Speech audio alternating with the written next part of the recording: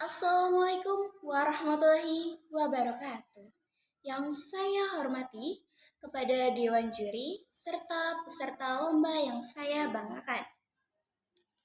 Pada kesempatan kali ini, saya sebagai tim oposisi menolak mosi dalam negara pasca konflik, misalnya pasca perang saudara, pergantian rezim, atau kolonialisme.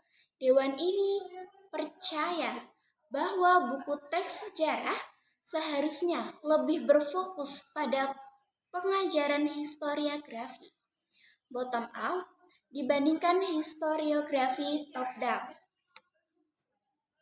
Sebelum masuk pada argumen, saya akan menjelaskan terlebih dahulu isi dari mosi tersebut agar kita dapat memahami pembahasannya secara jelas. Yang dimaksud dengan negara pasca konflik adalah negara yang baru keluar dari konflik besar seperti perang saudara, pergantian rezim, penjajahan, konflik etnis, ataupun perang politik.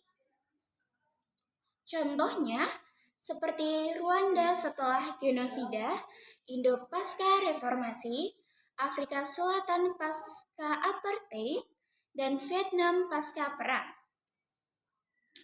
Lalu, pada historiografi adalah penulisan sejarah.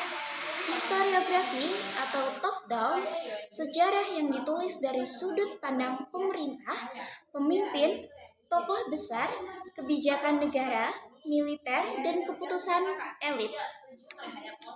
Fokusnya pada struktur negara dan peristiwa benar, sedangkan historiografi bottom out, sejarah yang ditulis dari sudut pandang biasa atau rakyat biasa, kelompok kecil, korban konflik, masyarakat adat, dan buruh,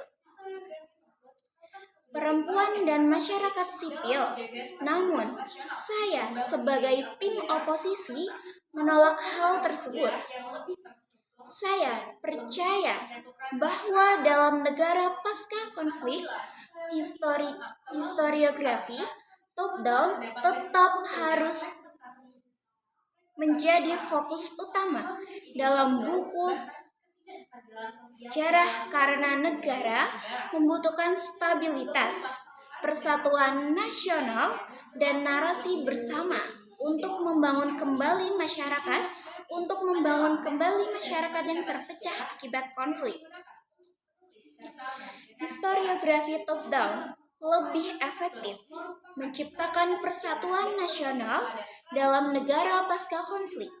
Negara yang baru keluar dari konflik biasanya masih memiliki luka sosial yang mendalam. Masyarakat terpecah berdasarkan suku, agama, kelompok politik, bahkan pengalaman perang yang berbeda-beda. Jika negara terlalu menonjolkan historiografi bottom up, maka akan muncul terlalu banyak versi sejarah yang saling bertentangan. Akibatnya, masyarakat justru semakin sulit bersatu. Contohnya adalah Rwanda setelah tragedi genosida tahun 1994. Pemerintah Rwanda mengurangi pengajaran identitas etnis Hutu dan Tutsi dalam pendidikan sejarah, lalu menggantikannya dengan narasi persatuan nasional sebagai rakyat Rwanda. Tujuannya agar konflik lama tidak terus diwariskan kepada generasi muda. Bukti lainnya dapat dilihat dari banyak negara pasca perang yang menggunakan pendidikan sejarah nasional untuk membangun kembali identitas bangsa. Historiografi bottom up rentan memunculkan subjektivitas konflik baru.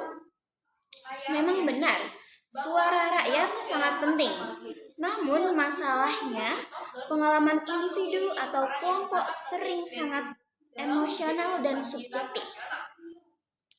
Dalam negara pasca konflik, banyak pihak merasa dirinya korban dan pihak lain adalah pelaku. Sebagai contoh negara bekas yang setelah Perang Balkan, masing-masing kelompok etnis memiliki versi sejarah sendiri tentang siapa yang berkorban dan siapa yang pelaku. Akibatnya, buku sejarah di beberapa wilayah menjadi berbeda-beda, justru memperkuat kebencian antara kelompok. Sebaliknya, historiografi top-down lebih mampu menyusun faktor sejarah secara struktur melalui arsip negara, dokumen resmi, keputusan konflik, dan data nasional. Hal ini membuat pelajaran sejarah lebih konsisten. Negara pasca konflik membutuhkan stabilitas politik terlebih dahulu sebelum pluralitas narasi sejarah dalam situasi pasca konflik. Prioritas utama negara kepercayaan masyarakat terhadap negara.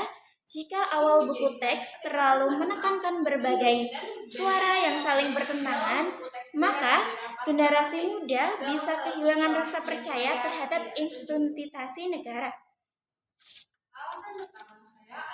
Contohnya dapat dilihat pada banyak negara pasca kolonial. Setelah merdeka, banyak pemerintah membangun narasi sejarah nasional melalui tokoh perjuangan, proses kemerdekaan, dan pembentukan negara.